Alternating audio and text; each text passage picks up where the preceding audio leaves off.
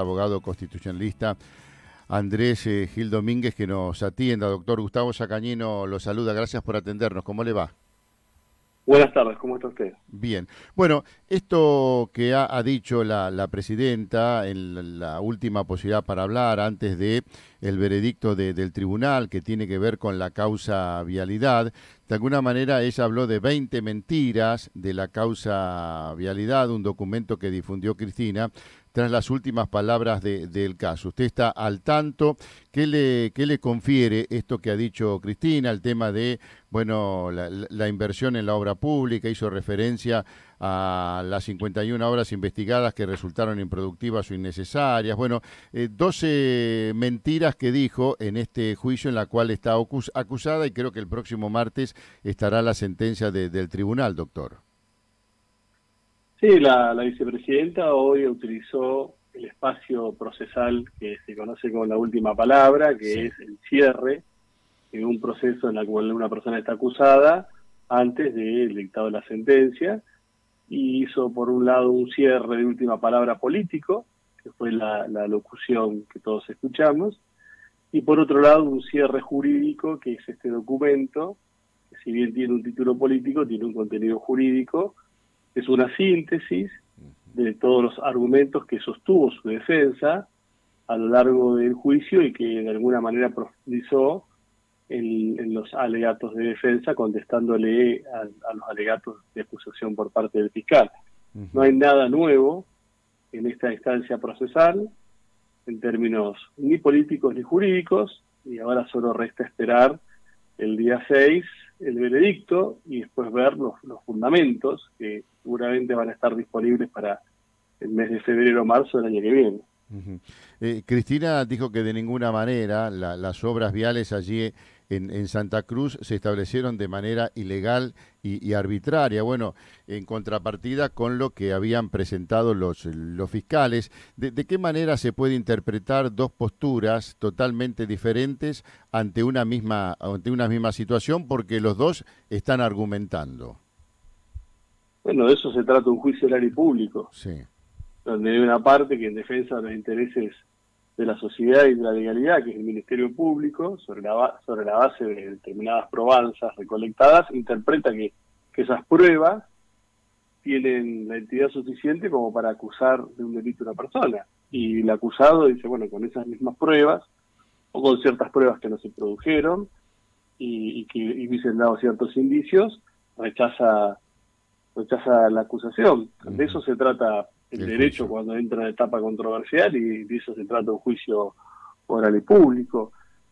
Me parece que la defensa de la vicepresidenta tiene muchos puntos sólidos en lo que hace a la imputación del delito de asociación ilícita. Claro, eso es Yo lo que veo buscan. difícil que el delito de asociación Claro. ilícita, como está configurado, que es que se junten tres o más personas con la idea de desarrollar un plan criminal y cometer delitos en el desarrollo de la obra pública en una provincia, con partidas presupuestarias aprobadas por el Congreso, con muchísimos órganos interviniendo, que todos sean una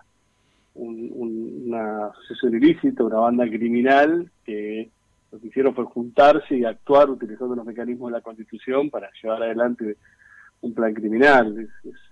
Es muy difícil de sostener ese tipo penal, habida cuenta de las cuestiones que se ventilaron en el juicio. Sí. La otra discusión es la defraudación de la obra pública respecto de la administración. Ujú. Ahí puede haber más para los que están implicados directamente. También va a ser difícil hacer una conexión con la actuación de la vicepresidenta, porque existieron muchísimos órganos que intervinieron en el medio, pero ahí puede haber más sustancia para una condena. Bueno, seguramente el propósito de la defensa es eso, ¿no? Descartar lo que sería una asociación ilícita, que es lo que estaría estableciendo una condena más importante, ¿no? Esa sería la Sí, intención de la defensa. igual el delito de defraudación contra la administración pública, cuando quien lo comete es un funcionario, tiene como accesoria la inhabilitación perpetua para cargos públicos. Ajá.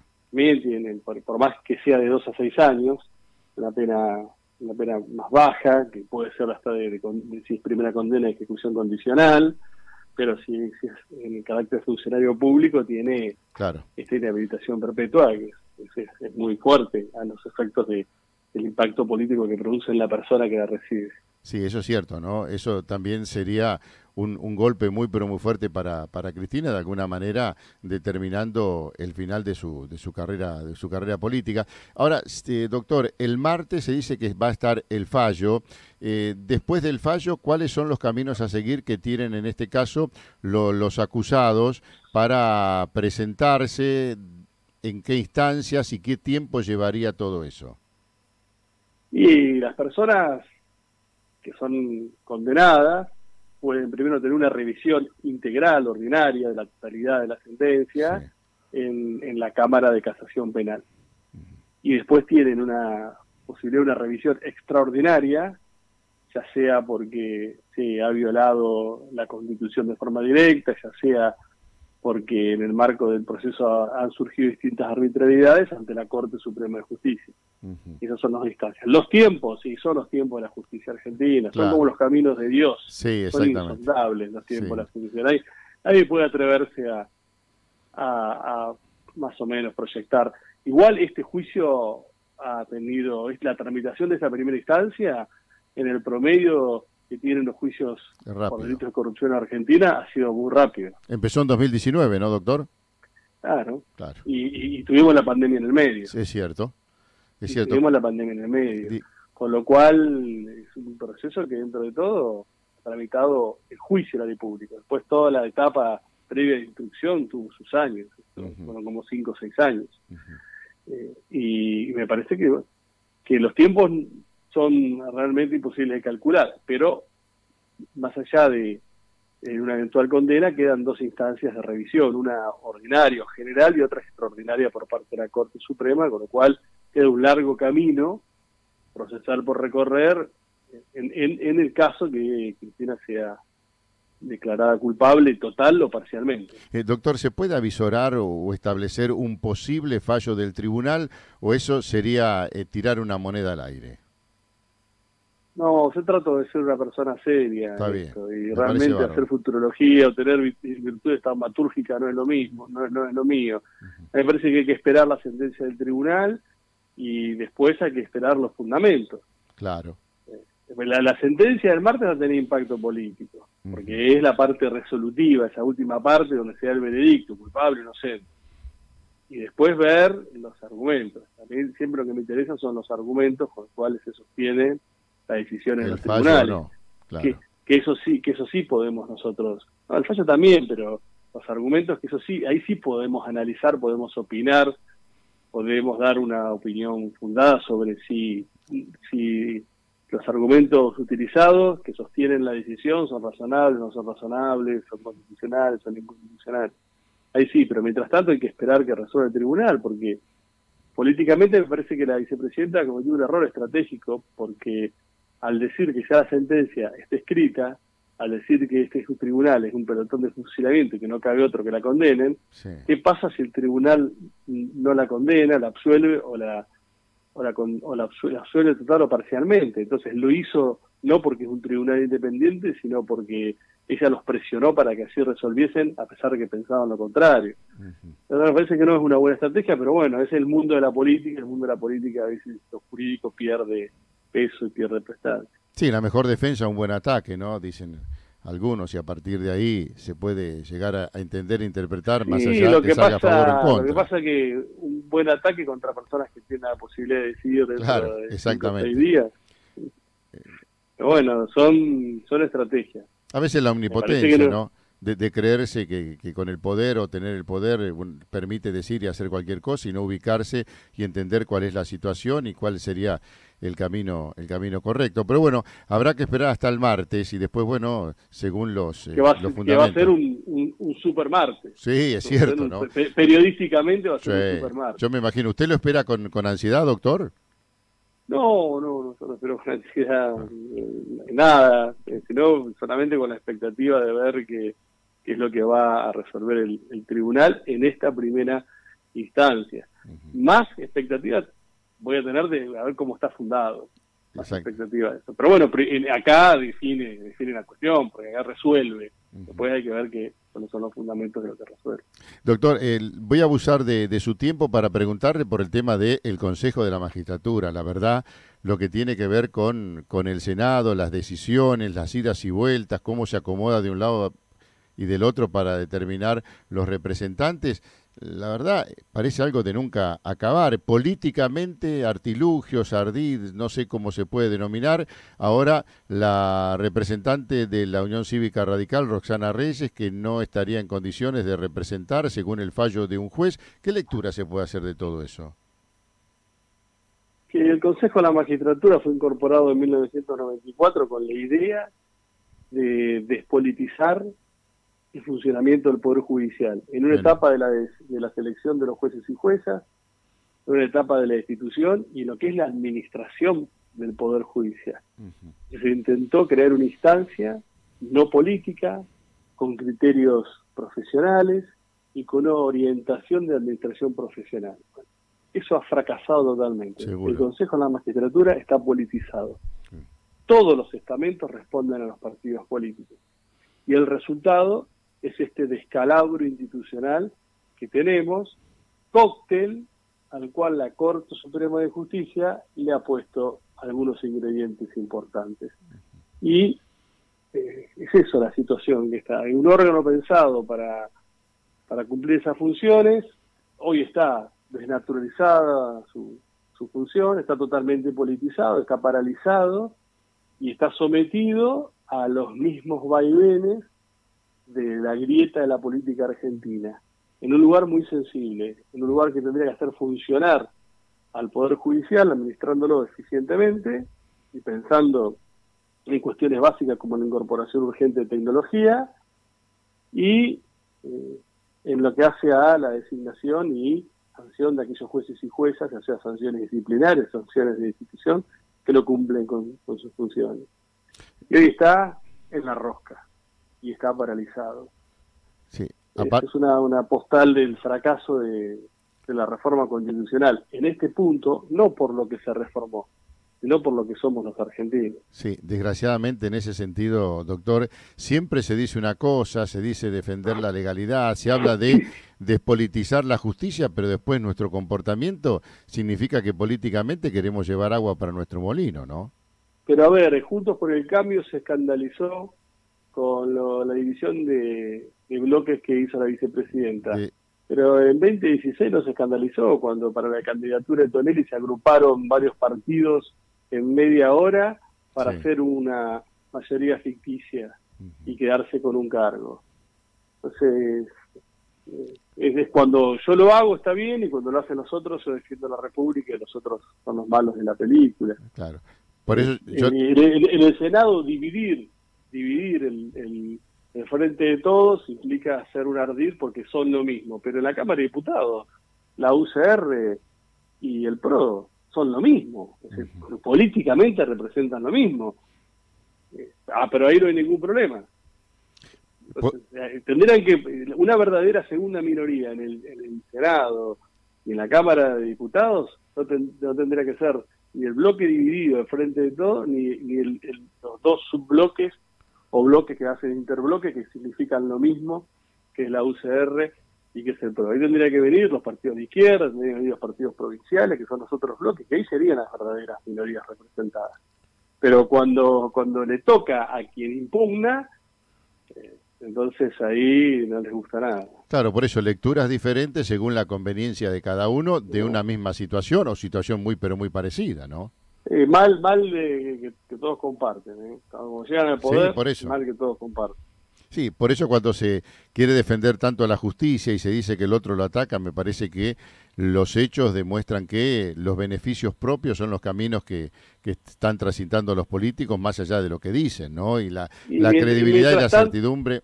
Y mientras tanto la justicia sigue siendo una justicia analógica de mitad del siglo XX, obsoleta, sistémicamente obsoleta, sin darle respuestas eficientes a las personas, más allá de casos aislados de ciertos jueces, ciertas juezas, ciertos pueblos, ciertas justicias provinciales que funcionan mucho mejor desde el promedio nacional, pero de forma sistémica. Si uno ve que a la Corte Suprema de Justicia llegan 26.000 casos por año, Claro. es que el sistema de los jueces anteriores no funciona muy bien, porque la gente va en manada a la Corte Suprema de Justicia ante situaciones que parece que no son muy claras en la resolución de los tribunales que tienen que actuar antes que la Corte. Doctor, la última pregunta, abusando de su tiempo. ¿En algún momento se podrá encauzar esto? Digo, teniendo en cuenta que se trata de la Argentina y que quienes toman decisiones de los diferentes temas somos los argentinos. Y mientras la clase política no se dé cuenta que acá hace falta un pacto político refundante de la convivencia, de los objetivos, del desarrollo de la Constitución, y para la sociedad esto sea un valor determinante a la hora de elegir, hasta acá todos los intentos por la ancha avenida del medio, por la síntesis, sí, cuando han ido a elecciones presidenciales, han sacado el 6, el 7, el 8%. No han sacado más que eso. O sea, la sociedad se queja, pero cuando tiene que después valorar o castigar la falta de diálogo, de políticas comunes, de políticas de Estado, de políticas públicas, de la perdurabilidad que da la racionalidad de una clase política que discute medios no fines, apuesta a la grieta. Bueno, hay que hacerse cargo en última instancia de las decisiones que se toman como cuerpo colectivo. Es decir, Argentina individualmente los argentinos brillamos en cualquier lugar del mundo, en cualquier disciplina, individualmente. Sí, no tenemos muchos problemas individualmente. El problema es que no podemos concebir colectivamente ni un mínimo proyecto. Claro, entonces nos desangramos colectivamente mientras sobrevivimos individualmente.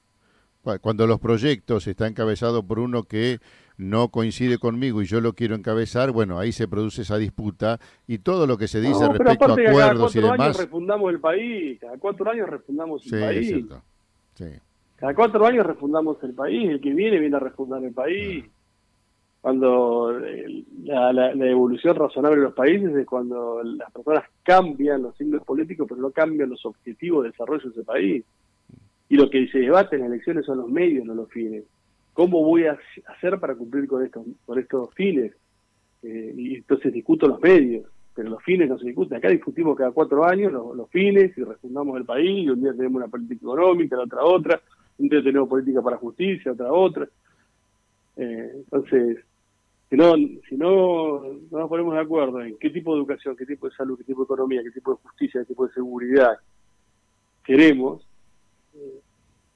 va a ser muy difícil que salgamos de este círculo vicioso que es un círculo vicioso de decadencia. Sí, por eso decía, mientras lo único que interesa sea el protagonismo que yo pueda tener durante el gobierno que yo estoy comandando, y el camino que tengo que transitar, no me importa qué es lo que se venía haciendo, qué es lo que yo tengo que continuar para que otro lo continúe después que venga yo. Si no hay proyectos a largo plazo, si no hay políticas de Estado en cuestiones muy, pero muy complicadas como la justicia, la seguridad, la educación y la salud, bueno, me parece que vamos a seguir transitando este camino, ¿no? Si discutimos, no nos ponemos de acuerdo para hacer un gasoducto.